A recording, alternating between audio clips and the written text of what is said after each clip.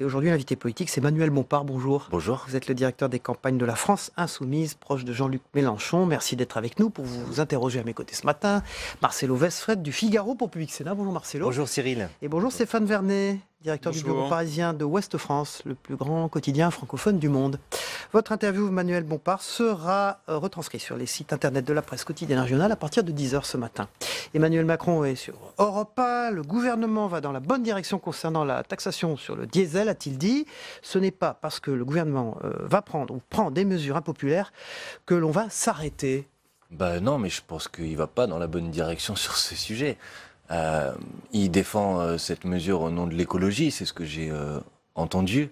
Mais c'est une mesure qui est tout sauf une mesure écologique. Vous allez en réalité taxer les gens qui sont les gens les plus modestes, qui n'ont pas d'alternative possible à l'utilisation de leur voiture individuelle. Et qu'est-ce que vous croyez? Vous croyez que parce que vous allez augmenter le prix du carburant pour eux, ils vont faire un trajet de moins en voiture? Non, ça n'aura aucun impact environnemental et écologique, ça aura juste un impact social. C'est des gens qui vont peut-être sauter un repas de plus, qui vont peut-être éviter d'aller au cinéma alors qu'ils y allaient. Donc je pense que c'est une mesure qui n'est pas une mesure écologique et qui en réalité est une mesure antisociale et qu'il y a une gronde, une colère qui grandit dans le pays sur ce sujet. Et pour ma part, je la soutiens sans la confondre pour autant avec les tentatives de récupération de l'extrême droite. Alors à l'instant, Emmanuel Macron annonce il demande une amélioration du chèque énergie et une indemnité kilométrique pour ceux qui prennent leur voiture. Alors c'est à l'étude, mais est-ce que ces deux mesures-là, qu'est-ce qu'elles vous inspirent? Je ne sais pas, il va falloir les voir en détail. Ce qu'elle m'inspire d'abord, c'est que il y a une mobilisation et une colère populaire de plus en plus importante. Et je crois que le président de la République, non, c'est surtout qu'il est obligé, il a peur. Il a peur parce que sa popularité est toujours de plus en plus en baisse et il essaye de la contenir. Je pense que malheureusement, c'est pas par des petites mesurettes qu'on va résoudre la question et le problème. Si on veut vraiment s'attaquer au problème de l'impasse écologique aujourd'hui, il faut une politique d'ensemble et on peut pas en même temps s'en prendre aux gens les plus modestes en rendant encore plus difficile leur déplacement et dans le même temps briser le service public du rail, briser les alternatives à l'utilisation de la voiture, ne rien faire pour l'interdiction des pesticides. Voilà, je vous dis, si on veut une politique écologique digne de ce nom dans ce pays, il faut un peu plus de cohérence. Je trouve que la politique du gouvernement de ce point de vue-là manque beaucoup de cohérence. La France Insoumise participera à la mobilisation du 17 novembre avec les Gilets jaunes. Vous serez sur le terrain, vous? Nous, on a dit clairement sur le sujet que en raison notamment des tentatives de récupération de l'extrême droite, il y a des gens qui voulaient y aller, il y a des gens qui voulaient pas y aller. Donc, et du coup certains y seront, certains n'y seront pas. Pour ma part, je souhaite participer à ces initiatives. Parce qu'il me semble qu'elle rencontre dans le pays un écho populaire et qu'il faut l'entendre et qu'il faut essayer d'y proposer des mesures. Mais il faut prendre garde à ne pas récupérer une initiative qui est une initiative avant tout citoyenne. Et il faut lui laisser ce caractère citoyen. Je crois que c'est très important. Bompard, est-ce que vous n'êtes pas, pardon, mais dans une forme d'opportunisme? Parce que vous-même, dans votre programme, vous étiez pour que justement on en finisse avec le diesel, qu'on arrête par exemple avec les exonérations fiscales pour les flottes d'entreprises. Bien sûr. Vous vous prétendez comme les champions de l'écologie. Est-ce que vous n'êtes pas en contradiction en participant, en tout cas en soutenant, en comprenant cette manifestation du 17 novembre? Alors vous avez raison, je la comprends. Alors est-ce qu'on est en contradiction? Non, d'ailleurs je suis très heureux de pouvoir répondre aux caricatures qui ont été faites de nos engagements programmatiques pendant la campagne présidentielle. Nous sommes bien sûr à moyen terme ou à long terme pour sortir du diesel. C'est un problème, ça génère des problèmes de pollution, des maladies, etc. Mais bien sûr qu'il faut être courageux, mais être courageux ça ne veut pas dire que ce soit les plus pauvres dans ce pays qui en payent le prix. Donc il faut des mesures qui sont des mesures d'accompagnement.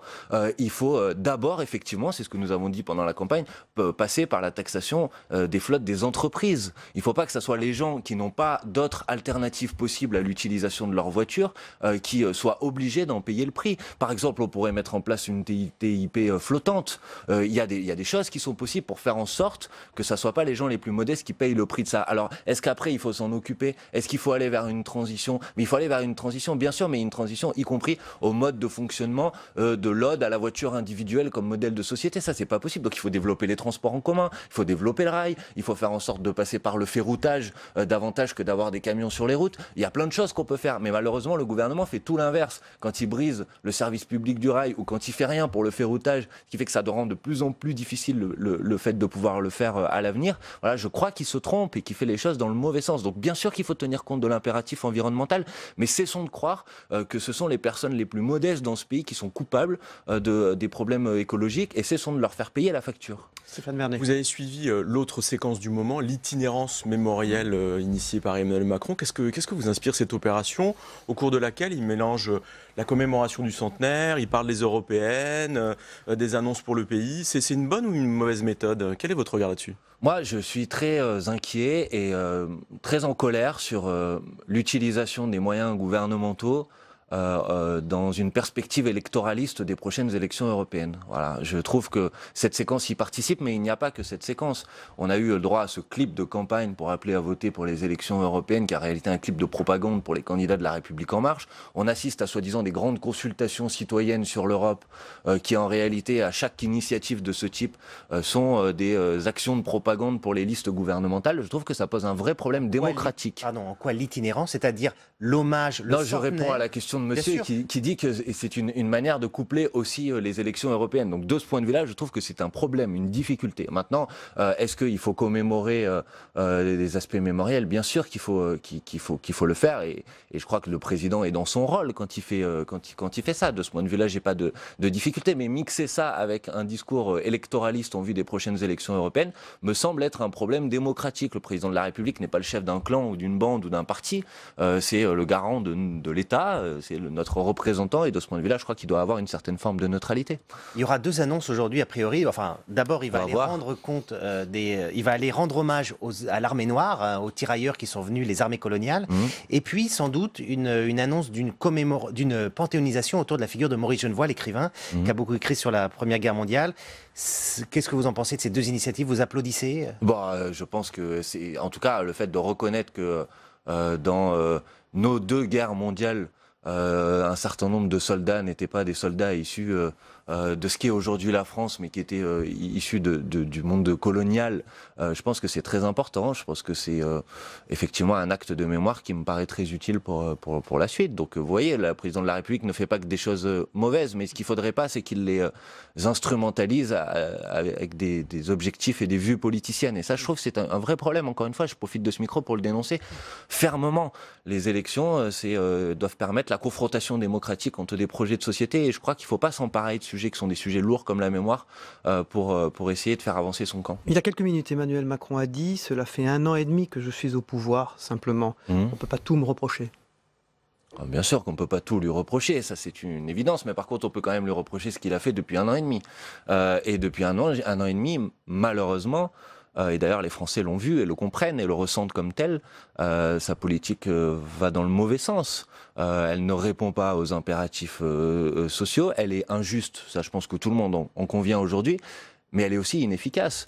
On avait vendu un certain nombre de réformes économiques et sociales en disant ça va relancer l'économie, vous allez voir ce que vous allez voir. Or aujourd'hui les indicateurs économiques dans la rentrée 2018 sont à la baisse.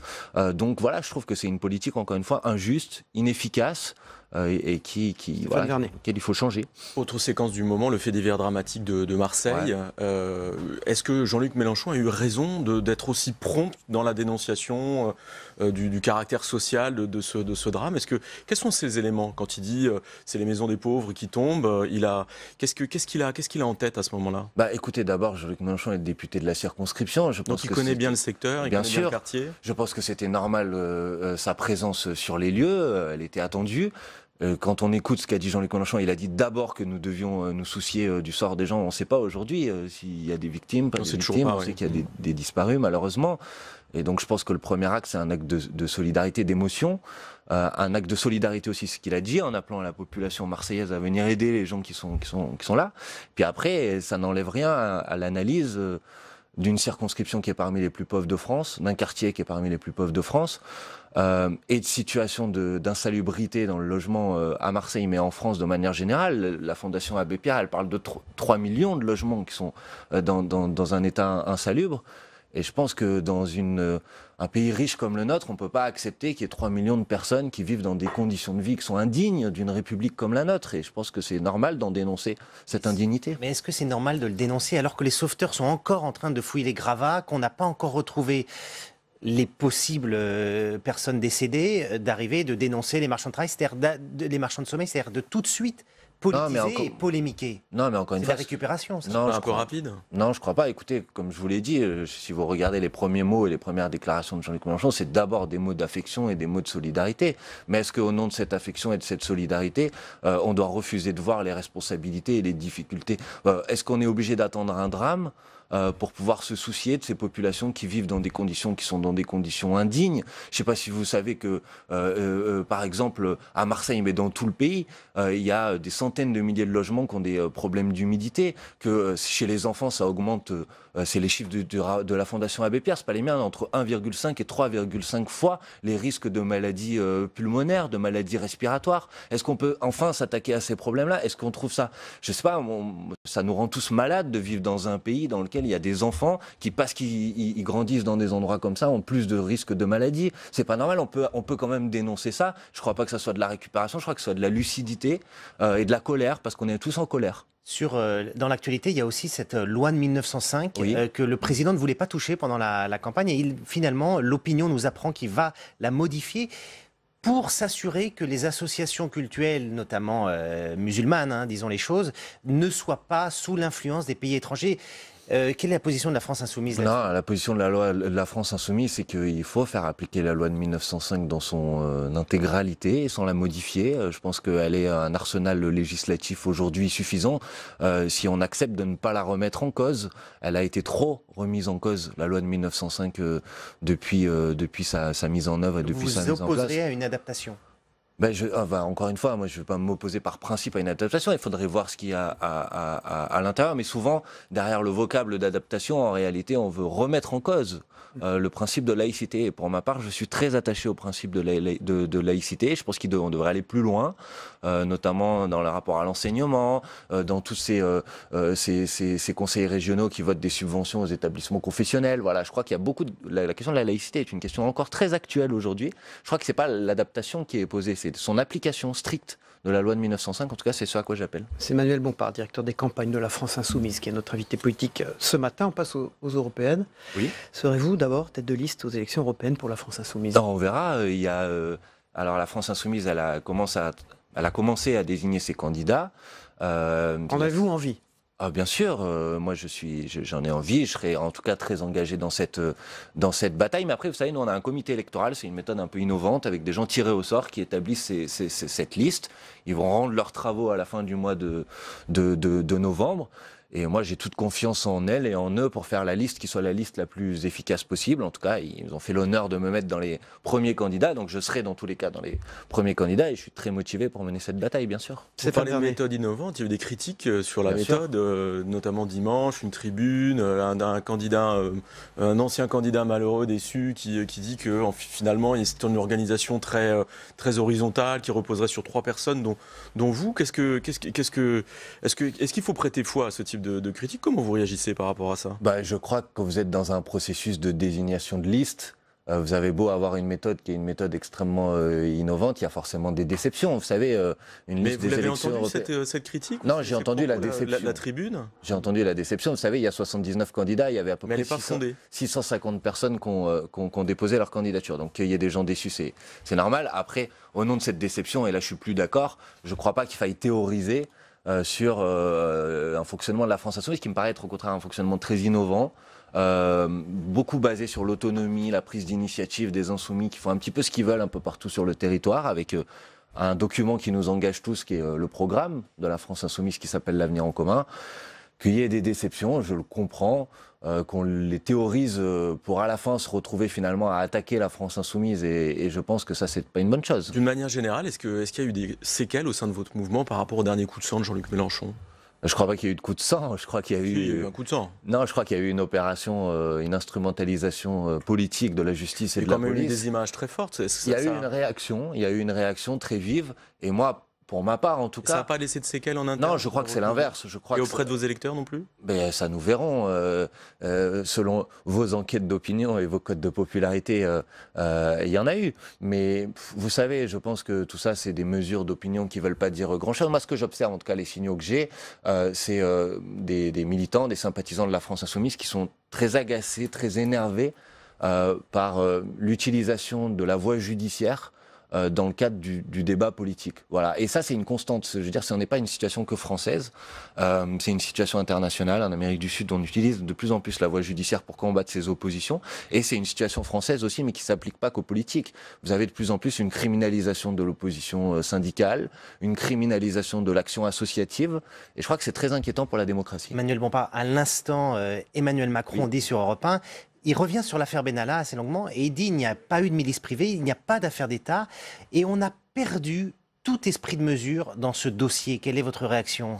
Je pense que c'est lui qui a perdu tout esprit de mesure dans ce dossier. Ce qui est posé derrière l'affaire Benalla, c'est notamment ce sentiment de plus en plus prégnant qu'il y a une justice à deux vitesses. Quand on va perquisitionner chez Monsieur Benalla, on ne sait pas pourquoi, mais lui, on le prévient la veille pour qu'il ait le temps de vider le coffre-fort, vous voyez. Donc manifestement, il y a eu des complicités. Et je crois que c'est une affaire d'État. Je pense que c'est une affaire d'État et le président de la République l'a très mal gérée.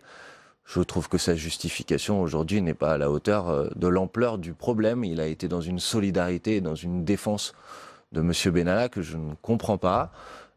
Et je pense qu'il aurait dû couper le cordon et condamner immédiatement les actes de ce monsieur. Stéphane Vernet. Est-ce qu'on peut parler brièvement des relations entre l'État et les collectivités locales? Je pense notamment au congrès de l'Association des départements de France qui aura lieu à Rennes cette fin de semaine et le congrès des maires. Est-ce que vous trouvez que les choses sont de nature à s'améliorer ou que les problématiques, notamment autour du carburant par exemple, peuvent encore envenimer les choses dans le rapport entre ville, campagne, État, collectivités locales? Non, je ne pense pas qu'on va malheureusement vers une amélioration des relations entre les collectivités locales et l'État, pour la simple et bonne raison, c'est que à des fins communicationnelles, le gouvernement, par exemple, avait annoncé la baisse et la suppression progressive de la taxe d'habitation, mais en réalité, à chaque fois, il s'agit de faire payer les collectivités locales, pardon.